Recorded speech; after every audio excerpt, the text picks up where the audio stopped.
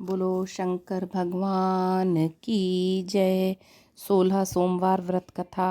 मृत्युलोक में भ्रमण करने की इच्छा करके एक समय श्री भूतनाथ भगवान भोलेनाथ माता पार्वती जी के साथ मृत्युलोक में पधारे। भ्रमण करते करते दोनों विदर्भ देशांतर्गत अमरावती नाम की अति रमणीक नगरी में पहुँचे।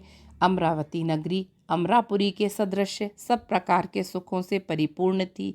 उसमें वहाँ के महाराजा द्वारा बनवाया हुआ अति रमणीक शिवजी का मंदिर भी था। भगवान शंकर भगवती पार्वती के साथ उस मंदिर में निवास करने लगे। एक समय माता पार्वती भगवान भोलेनाथ को प्रसन्न देख मनोविनोद करने की इच्छा से बोली, हे महाराज, आज तो हम दोनों चौसर खेलेंगे। शिव जी ने प्राण प्रिया की बात को मान लिया और चौसर खेलने लगे। उसी समय मंदिर का पुजारी ब्राह्मण मंदिर में पूजा करने आया। माता पार्वती ने पुजारी से प्रश्न किया, पुजारी जी बताओ, इस बाजी में हम दोनों में से किसकी जीत होगी? वह ब्राह्मण बिना विचारे शीघ्रता से बोल उठा कि महादेव जी की जीत होगी। थोड़ी देर में बाजी समाप्त हो गई और पार्वती जी की विजय हुई। पार्वती जी बहुत क्रोधित हुईं और ब्राह्मण को झूठ बोलने के अपराध के कारण श्राप देने को उद्यत हुईं। भोलेनाथ ने माता पार्वती को बहुत समझाया, परंतु उन्होंने ब्राह्मण को कौड़ी होने का श्राप दे ही दिया। कुछ समय बाद पार्वती जी के श्रापवश पुजारी के शरीर में कोढ़ पैदा हो गया। वह अनेक प्रकार के से दुखी रहने लगा। पुजारी को श्राप कष्ट भोगते हुए जब बहुत दिन हो गए, तब एक दिन देवलोक की अप्सरा शिवजी की पूजा हेतु उसी मंदिर में पधारी। पुजारी के कोढ़ के कष्ट को देखकर उसने बड़े दया भाव से उससे रोगी होने का कारण पूछा। पुजारी ने निसंकोच सारी बात उन्हें बता दी। वे अप्सराएं बोली, हे पुजारी, अब तुम अधिक दुखी मत होना, भगवान शिव तुम्हारे कष्ट को दूर कर देंगे। तुम सब व्रतों में श्रेष्ठ 16 सोमवार का व्रत भक्तिभाव से किया करो। पुजारी ने अप्सरा से विनम्र भाव से 16 सोमवार व्रत की व्रत विधि पूछी। अप्सरा ने बताया, सोमवार को भक्ति के साथ व्रत करें, स्वच्छ वस्त्र पहने, संध्या व उपासना के बाद आधा सेर गेहूं का आटा लें, उसके 3 अंग बनाएं और घी गुड़ दीप नैवेद्य पुंगी फल बेलपत्र जनेऊ जोड़ा चंदन अक्षत पुष्पादि के द्वारा प्रदोष काल में भगवान शंकर का विधि से पूजन करें। तत्पश्चात 3 अंगों में से एक शिवजी को अर्पण करें, बाकी 2 को शिवजी का प्रसाद समझकर उपस्थित जनों में बांट दें और आप भी प्रसाद पाएं। इस विधि से 16 सोमवार व्रत करें। 17वें सोमवार को पावसेर पवित्र गेहूं के आटे की बाटी बनाएं, उसमें घी और गुड़ मिलाकर चूरमा बनाएं, भगवान भोलेनाथ को भोग लगाकर उपस्थित भक्तों में बांटें। इसके बाद कुटुंब सहित प्रसाद लें तो शिव जी की कृपा से उसके सभी मनोरथ पूर्ण हो जाते हैं। ऐसा कहकर अप्सराएं स्वर्ग को चली गईं। ब्राह्मण ने यथाविधि 16 सोमवार व्रत किया तथा भगवान शिव की कृपा से रोगमुक्त होकर आनंद से रहने लगा।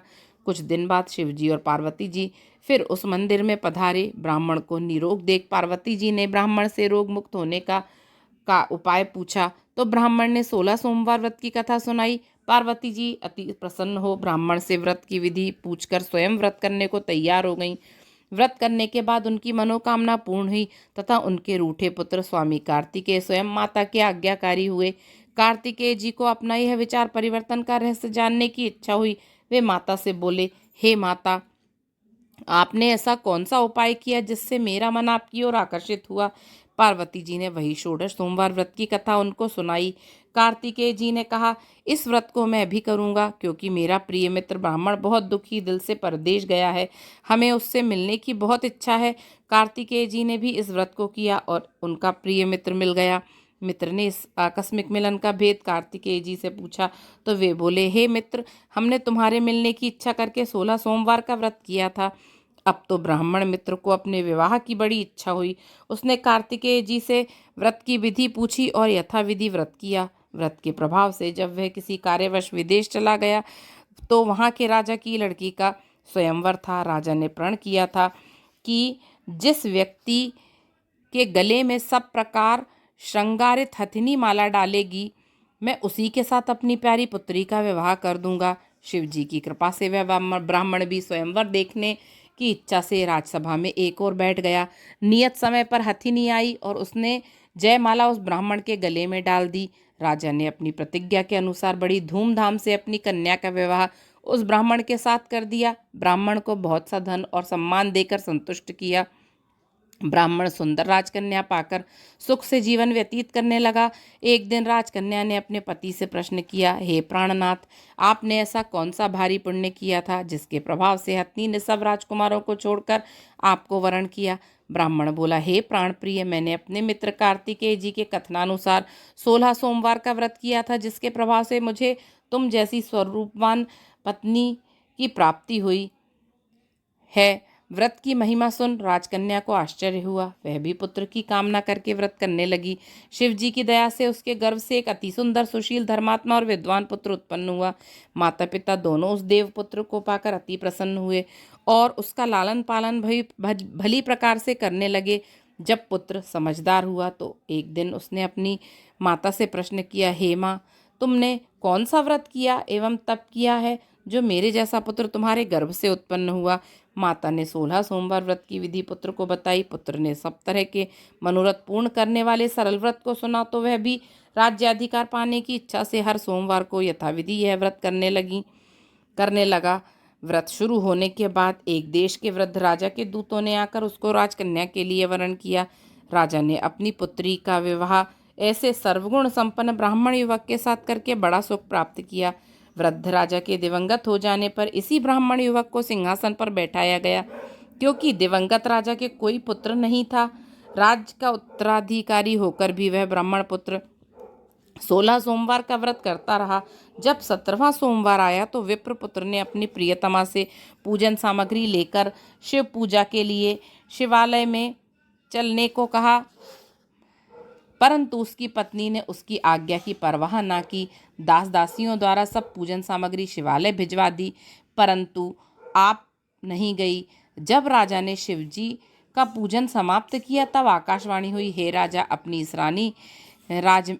रानी को राजमहल से निकाल दे, नहीं तो यह तेरा सर्वनाश कर देगी। आकाशवाणी सुनकर राजा के आश्चर्य का ठिकाना नहीं रहा। उसने मंत्रणा गृह में आकर अपने सभासदों को बुलाकर पूछा कि हे मंत्रियों, मुझे आज शिवजी की आकाशवाणी हुई है कि राजा तू अपनी इस रानी को निकाल दे, नहीं तो यह तेरा सर्वनाश कर देगी। राज्य में मंत्री तथा सभासद आदि सब विस्मय और दुख में डूब गए, क्योंकि जिस कन्या के कारण राज्य मिला है राजा उसी को निकालने का जाल रच रहा है। यह कैसे हो सकता है। राजा ने अपनी पत्नी को राजमहल से निकाल दिया। रानी दुखी हृदय से भाग्य को कोसती हुई नगर के बाहर चली गई।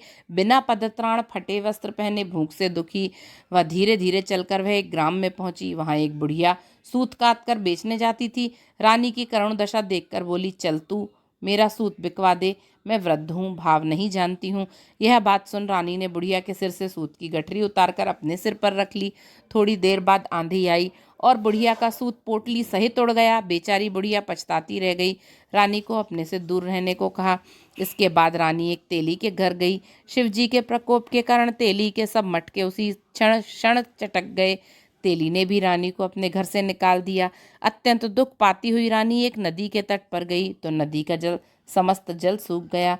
तत्पश्चात रानी एक वन में गई। वहां जाकर सरोवर में सीढ़ी से उतरकर पानी पीने गई।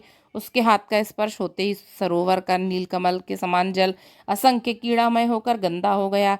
रानी ने भाग्य पर दोषारोपण करते हुए उस जल को पीकर पेड़ की शीतल छाया में विश्राम करना चाहा, परंतु रानी जिस पेड़ के नीचे जाती उस पेड़ के पत्ते तत्काल गिर जाते। वन सरोवर जल की ऐसी दशा देख गऊ चराते ग्वालों ने अपनी गुसाई जी से, जो उस जंगल के स्थित मंदिर में पुजारी थे, यह बात बताई। गुसाई जी के आदेशानुसार ग्वाले रानी को पकड़कर गुसाई जी के पास लाए। रानी की मुख कांति और शरीर शोभा देख गुसाई जी जान गए कि यह अवश्य ही कोई विधि की गति की मारी कुलीन स्त्री है।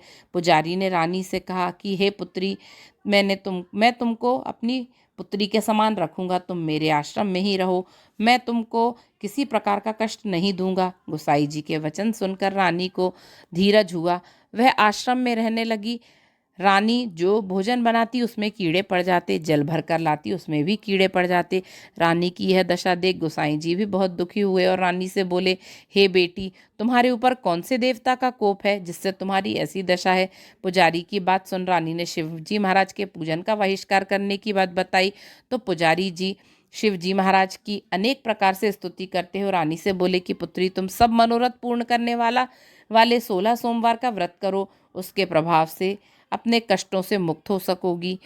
गोसाई जी की बात मानकर रानी ने 16 सोमवार व्रत किए और 17वें सोमवार को विधि विधान सहित पूजन किया। उस पूजन के प्रभाव से राजा के हृदय में विचार उत्पन्न हुआ कि रानी को गए बहुत समय व्यतीत हो गया, ना जाने कहाँ कहाँ भटकती होगी, उसे ढूंढना चाहिए। यह सोच रानी को तलाश करने के लिए राजा ने चारों दिशाओं में दूत भेजे। वे दूत रानी को ढूंढते हुए पुजारी के आश्रम में पहुंचे। वहां रानी को पाकर पुजारी से रानी को अपने साथ ले जाने का आग्रह करने लगे, परंतु पुजारी ने मना कर दिया। दूत चुपचाप लौट आए और महाराज को रानी का पता बतलाया। रानी का पता पाकर राजा स्वयं पुजारी के आश्रम में गए और पुजारी से प्रार्थना करने लगे कि हे महाराज, जो देवी आपके आश्रम में रहती है वह मेरी पत्नी है। शिवजी के कोप से मैंने इनको त्याग दिया था। अब इस पर से शिवजी का प्रकोप शांत हो गया है, इसलिए मैं इन्हें लेने आया हूँ। आप इनको मेरे साथ जाने की आज्ञा दीजिए। गोसाई जी ने राजा के वचन को सत्य समझकर रानी को राजा के साथ जाने की आज्ञा दे दी। गोसाई जी की आज्ञा पाकर रानी प्रसन्न होकर राजा के साथ नगर में आई। नगर वासियों ने नगर के द्वार तथा नगर को तोरण तथा वंदनवारों से विविध विधि से सजाया। घर घर में मंगल गान होने लगे। पंडितों ने विविध वेद मंत्रों का उच्चारण कर अपनी राजरानी का स्वागत किया। ऐसी अवस्था में रानी ने पुनः अपनी राजधानी में प्रवेश किया। महाराज ने ब्राह्मणों की अनेक तरह से दान आदि देकर संतुष्ट किया। वह याचकों को धन धान्य दिया। नगरी में स्थान स्थान पर सदाव्रत खुलवाए, जहाँ भूखे लोगों को भोजन मिलता था। इस प्रकार से राजा शिवजी की कृपा का पात्र हो राजधानी में रानी के साथ अनेक तरह के सुखों का भोग करता सोमवार का व्रत करने लगा। विधिवत शिव पूजन करते हुए इस लोक में अनेक सुखों को भोगने के पश्चात दोनों शिवपुरी को पधारे।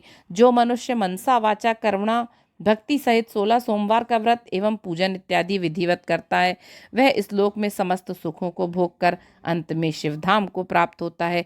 यह व्रत सब मनोरथों को पूर्ण करने वाला है। इति 16 सोमवार व्रत कथा। बोलो शंकर भगवान की जय। ओम नमः शिवाय। ओम नमः शिवाय। ओम नमः शिवाय। ओम नमः शिवाय। ओम नमः शिवाय।